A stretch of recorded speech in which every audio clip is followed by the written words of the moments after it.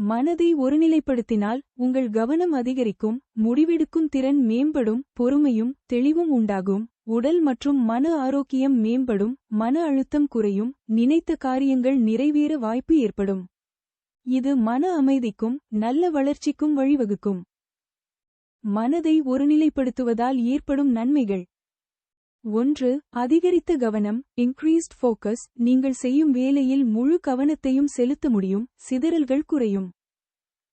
2. தெளிவான முடிவெடுத்தல், clear decision making. குழப்பம் இல்லாமல் ஆழமாக யோசித்து சரியான முடிவுகளை எடுக்கலாம்.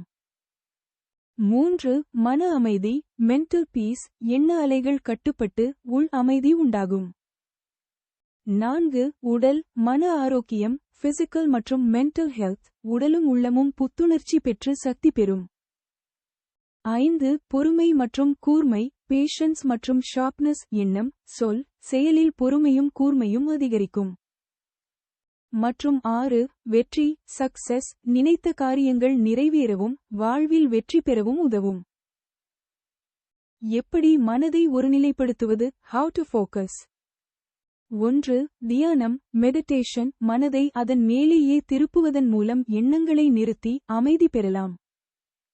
2. மூச்சு பயிற்சி, பிரீதிங் எக்ஸசைசஸ். மூச்சில் கவனம் செலுத்துவது மனதை ஒருநிலைப்படுத்த உதவும். 3. காயத்ரி மந்திரம், காயத்ரி மான்ட்ரா. மந்திரத்தை உச்சரிப்பது மனதை ஒருமுகப்படுத்த சிறந்த வழிகளில் ஒன்று.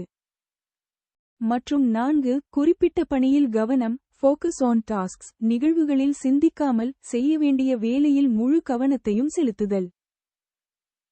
மனதை ஒருநிலைப்படுத்துவது என்பது ஒரு தொடர்ச்சியான பயிற்சி, இது உங்கள் வாழ்க்கையின் பல அம்சங்களில் நேர்மறையான மாற்றங்களை ஏற்படுத்தும்.